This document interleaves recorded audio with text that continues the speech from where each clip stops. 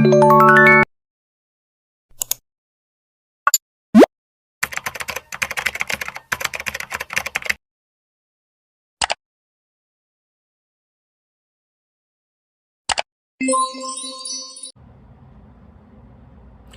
afternoon, Section 35. Our group report is all about power and influence. Let us first define these two words. Power is the capacity to get others to act based on positional authority that is exercised over others, while influence is the ability to modify how a person develops, behaves, or thinks based on relationships and persuasion. An example of this is a mother getting her child's iPad for not doing his assignment. That is already power. And the mother influencing her child to do chores or not, that is influence. Now, how can we apply power and influence in leadership? We're going to find out. First, here's our chapter outline. For introduction, examining the phenomenon of power. Some of history's earliest characterizations of leaders concern their use of power. Shakespeare's plays were concerned with the acquisition and failing of power. We all know William Shakespeare, the most influential writer in the history of the English language. And according to him, power can influence individuals because it can cause someone to become power-hungry and treat having power as the ultimate thing in life. Is that a positive thing or a negative thing? It's up to you.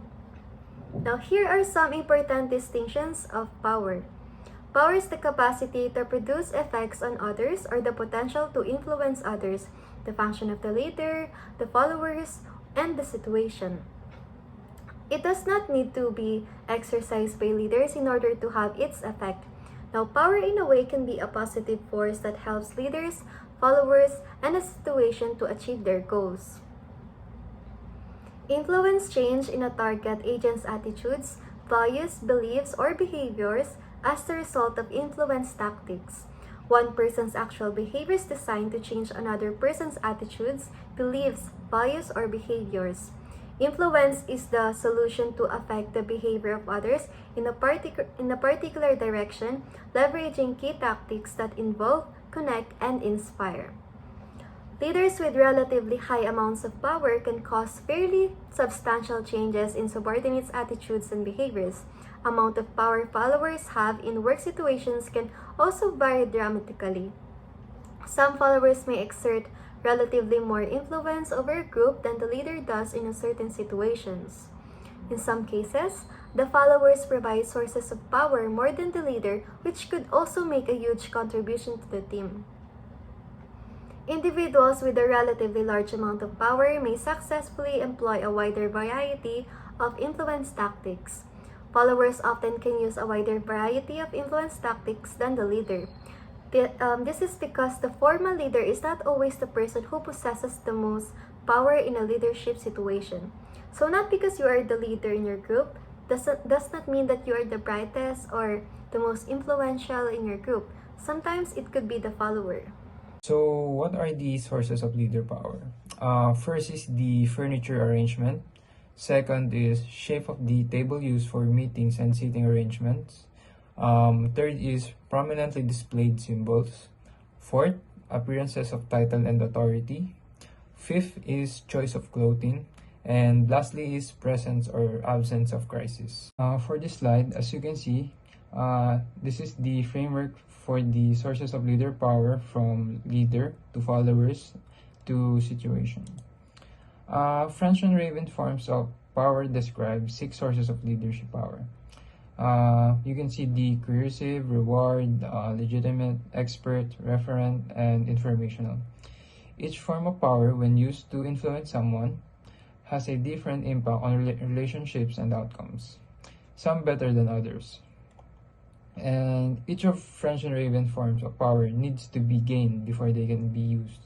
And different forms of power are come by in different ways. In addition, each has distinct characteristics, distinct requirements too, and different levels of effectiveness with different people. The different forms of power also each affect the ongoing relationships with those being influenced in different ways. So for this slide is the expert power. So what is expert power? Expert power is the fourth of French and Raven forms of power. And expert power derives from an individual's expertise. Their level of skill, competence, and experience helps make them trustworthy and influential to others. Expert power is derived purely from personal traits and is wholly independent of a position in an organization.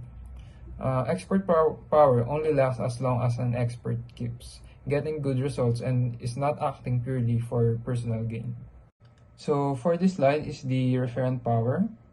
Referent power is a type of influence that is based on the admiration, respect, and identification that others have towards an individual. It arises from the personal characteristics, qualities, and charisma of the person rather than their formal position or authority. Referent power is often associated with individuals who are seen as role models, mentors, or influential figures within a group or organization. People with referent power possesses qualities that others find desirable or aspire to emulate. Their personal attributes, such as their integrity, charisma, communication skills, empathy, or expertise, create a sense of admiration and trust among their followers. As a result, individuals are more willing to listen and to be influenced by those with referent power. Referent power is not derived from formal authority or control, but rather from the strength or the relationship between the influential person and their followers. It is built on mutual respect, trust, and the perception that the person is genuinely concerned about the well-being and success of others. Leaders who possesses referent power often have a positive impact on their team or organization. They can inspire and motivate others, encourage collaboration and cooperation, and foster a sense of loyalty and commitment. Their influence stems from their ability to connect with others on an emotional level and gain their support through their personal qualities and behaviors. It's important to note that referent power is based on the perception and subjective judgment of others. Different individuals may have different role models or sources of admiration. Therefore, it is crucial for leaders to cultivate and maintain their positive qualities and behaviors consistently to retain their referent power and influence. For this slide, legitimate power. Legitimate power, also known as positional power, refers to the authority and influence a person derives from their formal position or role in an organization or social structure. It is based on the belief that individuals in certain positions have the right to exert control and make decisions that impact others.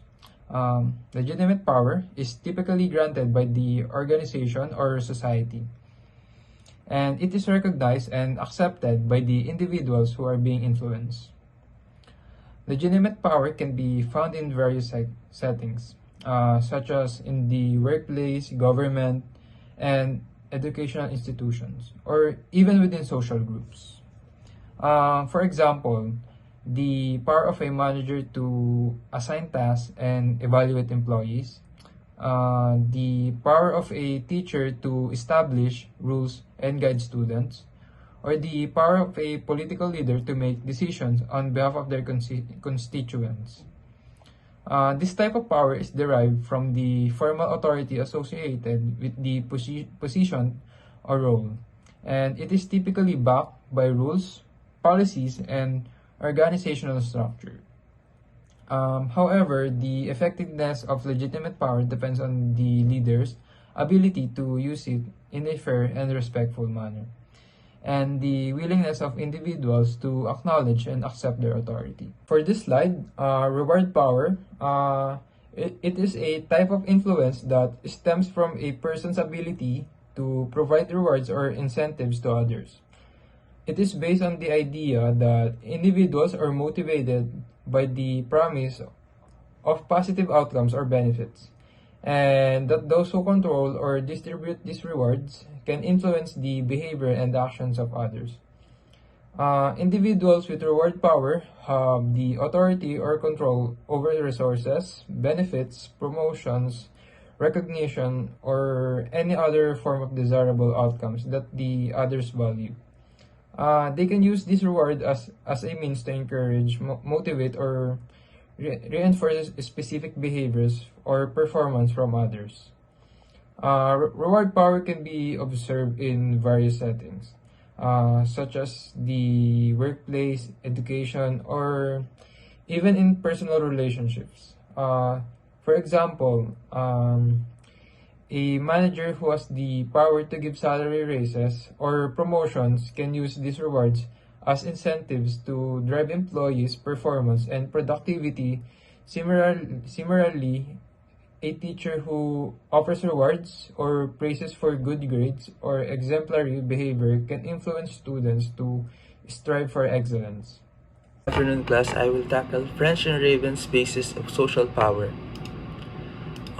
In other words, think of a leader you've known who relied on their ability to discipline or reward people to get things done. Then remind yourself of a leader who was a renowned expert in their field or who you really admired for their integrity. The five, is this five? Oh yeah, 5 problems for this associated with rewards. Number 1. Assumption that the rewards given by a company to a worker could be dissimilar to what the worker expected. Number 2. Rewards may produce compliance but not other desirable outcomes like commitment. Number 3. Overemphasizing performance rewards as payoff for performance can lead to workers feeling resentful and manipulated. Number 4. Extrinsic rewards such as praise or compensation may not have the same behavioral effects as intrinsic rewards such as personal growth and development. Number 5. All leaders can use some of the most important rewards, sincere praise and thanks to the other for their loyalty and work. Now, to work for these leaders, and which one got the best from you? The way a leader behaves toward you and how effectively you work as a result can both depend on the source of their power, and their power need not come from their official status or title. The second slide I will be tackling for today is still French and Raven's basis of social power. Leaders can enhance their ability to influence others based on reward power by number 1. Determining what rewards are available and most valued by subordinates. Number 2. Establishing policies for the fair and consistent administration of rewards for good performance. Followers can exercise reward powers over leaders by number 1. Controlling scarce resources. Number 2. Modifying their level of effort based on their leader's performance. So, example dito sa followers can exercise reward power over leaders by kunwari, yung leader nyo is underperform, tapos yung sweldo nyo pa sobrang baba lang, and pinag-OT pa kayo tapos wala namang extra bayad, ganun. And pwede nyo silang karoon ng reward power over that kasi control nyo naman kung mag-OT kayo or what, lalo na kung hindi naman bayad. Coercive power. Potential to influence others through the administration of negative sanctions or the removal of positive events. If you ever had an employer, teacher, or coach who used a threat of a punishment to force you to do something you may or you may not have wanted to do, you've had direct experience with coercive power. That's the simple explanation of coercive power. Concluding thoughts about French and Raven's power of taxonomy. Leaders can usually exert more power during a crisis than during periods of relative calm. Number 1. During a crisis, followers may be more eager to receive direction and control from leaders. Research indicates that leaders who rely on referent and expert powers have subordinates who, number 1, are more motivated and satisfied, number 2, are absent less, and number 3, perform better. Concluding thoughts about French and Raven's power of taxonomy.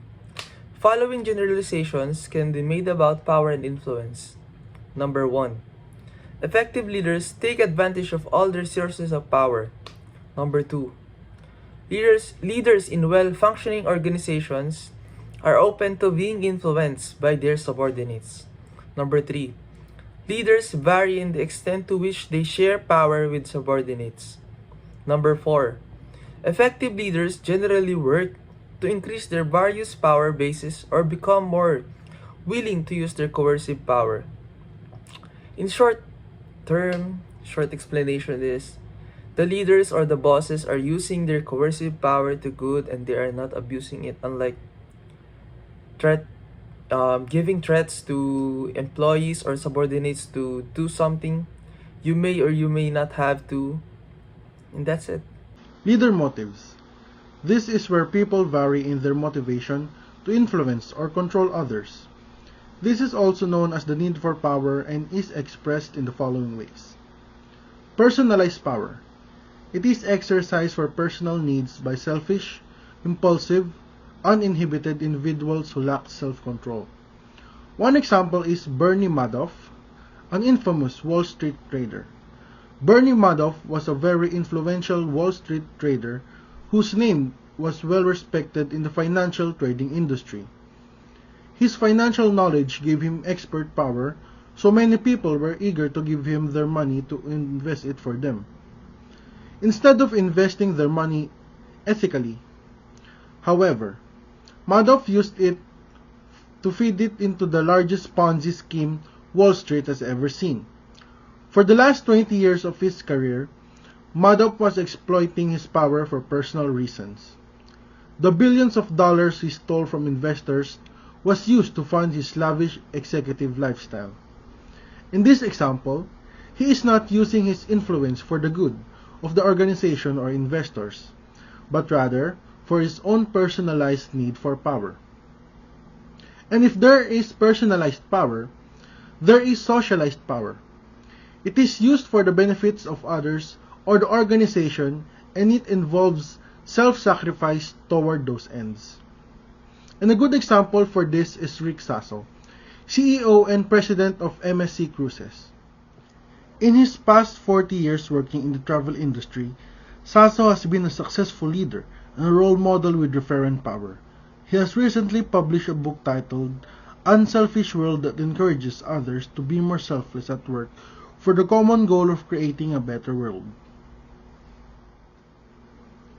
Unlike Madoff, Sasso is very considerate of other people as well as his organization.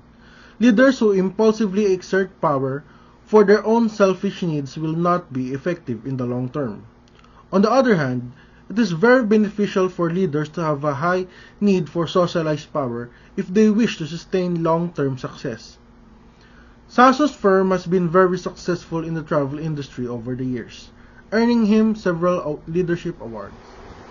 Thematic Perception Test, a projective personality test that can assess the need for power. It can also help uncover a person's true personality, their capacity for emotional control, and their attitudes toward aspects they encounter in everyday life, be it wealth, power, gender roles, racial and religious attitudes. Leaders who are relatively uninhibited in their need for power will use power impulsively to manipulate or control others, or to achieve at another's expense. Like Bernie Madoff, he manipulates and controls others so that he could live his lavish lifestyle. Leaders with a high need for power but low activity inhibition may be successful in the short term, but the remainder of the organization may pay high cost for this success. Some followers have a high need for power, which can lead to tension between the leader and the follower. So you really need to know how to handle these kinds of followers so that there wouldn't be problems in the management. Individuals vary in their motivation to manage.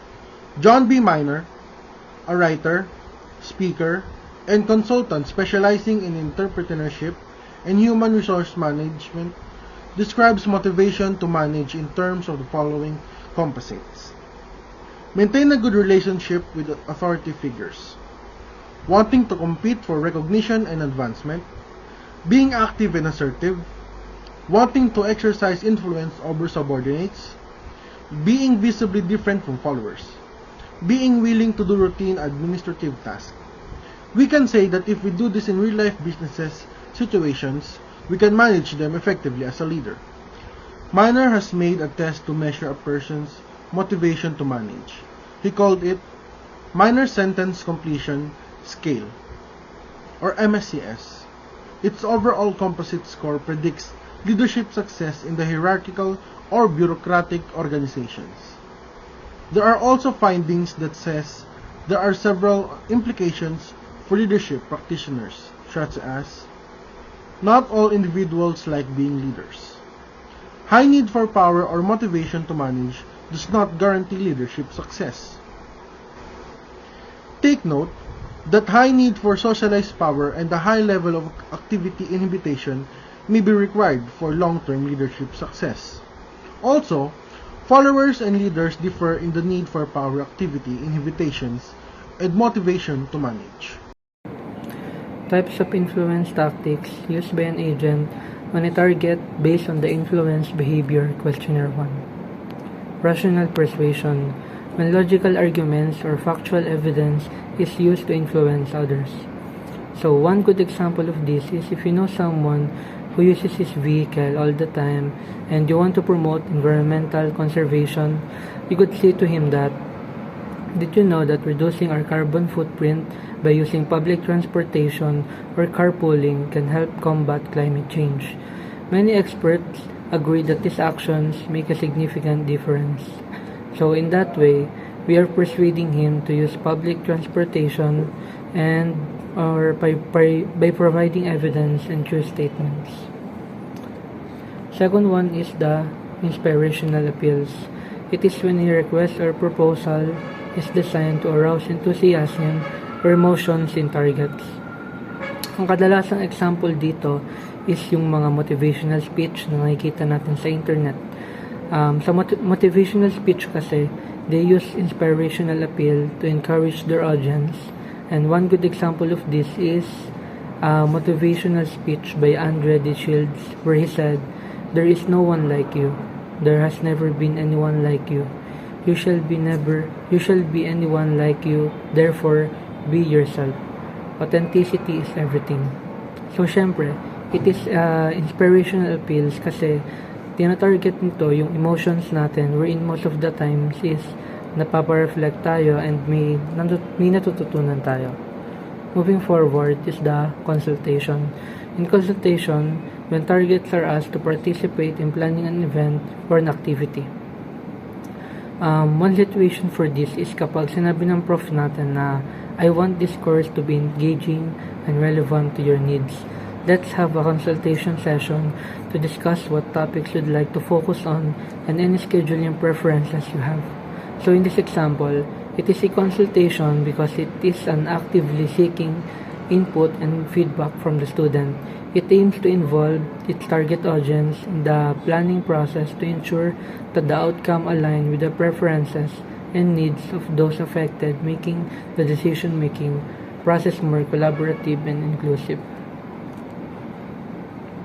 Next one is the ingrattation, when an agent attempts to get a target in a good mood before making a request. So dito, I think makaka-relate tayo sobra dito kasi kunwari, gusto natin manghingi ng pera sa magulang natin or gusto natin lumabas ng bahay and para payagan tayo, nagpapanggap tayo, di ba? Naglilinis tayo ng bahay, naghuhugas ng plato, paglilinis ng kwarto, etc. Ginagawa natin to para mapaganda yung mood ng parents natin and therefore payagan tayo gumala. So in this case, tayo yung agent while yung parents naman natin yung target. Personal appeals. When a target is asked to do a favor out of friendship. So it involves asking someone to do a favor or take an action based on the existing personal relationship or friendship between the requester and the target. One example of this is when a friend missed a class and needed a note. They could say, "Hey, we've been friends for a while and I really need your help. Can you share your notes from yesterday's lecture?" In this example, it often rely on the bond of trust and willingness to help each other out of friendship. Exchange. When a target is influenced through the exchange of favors. An example of this would be asking your programmer classmate to fix your website problem, and exchange for this would be you helping their upcoming math assignment. So the exchange of favors is used as a persuasive technique to motivate your friend to assist you. Next one is the coalition tactics. When agents seek the help of others to influence the target. In this instance, there is what we call NATO or the North Atlantic Treaty Organization. It is a good example because for this, it is where members of the country unite to defend against common threats. Moving forward is the pressure tactics. It is when threats or persistent reminders are used to influence targets. In pressure tactics, ang common dito is yung blackmailing. Blackmailing is one of the examples that can be given here. It threatens to expose embarrassing or damaging information about someone unless they comply with their demands. So for instance, is demanding money in exchange for not revealing compromising photos. Legalizing tactics. It is when agents make requests based on their position or authority. It demonstrates how individuals or entities with perceived authority can use their positions to make requests or demands, often expecting compliance due to the legitimacy associated with their roles such as lawyers or judge, using their legal expertise to issue legal orders, or as a supervisor to request an employee to take additional tasks or overtime. A strong relationship exists between the relative power of agents and targets and the types of influence tactics used. Leaders with high referent power generally do not use legitimizing or pressure tactics. Leaders with only coercive or legitimate power tend to use coalition, legitimizing, or pressure tactics. So, the nature of power and the tactics used in influence are interconnected. Leaders with different types of power still gravitate towards specific tactics, with referent power leaders relying less on coercive methods and more on voluntary alignment. While those with coercive or legitimate power may employ a wide array of influence tactics to achieve their objectives. Hard tactics are used when an influencer has the upper hand, resistance is anticipated, and when the other person's behavior violates important norms. Hard tactics are employed in situations where the influencer perceives themselves to have an advantage, expects resistance from the other party, or encounter behavior that goes against significant norms. These tactics are characterized by their assertiveness and may include measures like threats, demands, or ultimatums to achieve their desired outcome. Soft tactics are used when one is at disadvantage, resistance is expected, and there is a personal benefit if the attempt is successful. Soft tactics are employed in scenarios where the influencer finds themselves in a less advantaged position, anticipates resistance from the other party, and stands to gain personally if their influence attempt succeeds. These tactics emphasize persuasion, cooperation, and compromise, aiming to achieve the desired outcome through subtle and more cooperative means rather than assertive or confrontational measures. In rational tactics, it is used when parties are relatively equal in power, resistance is not anticipated, and benefits are organizational as well as personal. Rational tactics are like a friendly discussion between two people who are on the same level. They're used when both sides are about equally strong and no one is expected to say no. These tactics are a bit like teamwork because they benefit not just one person but also the whole group, like a team or an organization. So, it's like talking things out nicely to make everyone happy. Influence, tactics, and power. Using influence tactics is a social skill. Other ways to successfully influence superiors. Example, truly preparing beforehand, involving others for support or coalition tactics, persisting through a combination of approaches. People select influence tactics as a function of their power relationship with other person. Relationship holds true universally across different social domains. A concluding thought about influence tactics. Leaders should pay attention to the actual influence tactics they use and why they believe particular methods are effective. Influence efforts intended to build others up more frequently lead to positive outcomes than influence efforts intended to put others down. For the summary of our group report, we tackled the different bases of power and how leaders could use their power to affect their followers, also by figuring out how to make their individual contribution to the team more valuable. We have learned how leaders should prevent conflicts between members of different groups in the work establishment.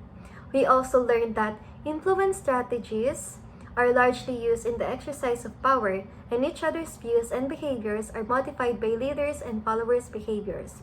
And lastly, we discussed why leaders should always think about why they are utilizing a particular influence before actually using it. That would be our group report, and for us students, we can have the power and positively influence others to make a change. Thank you.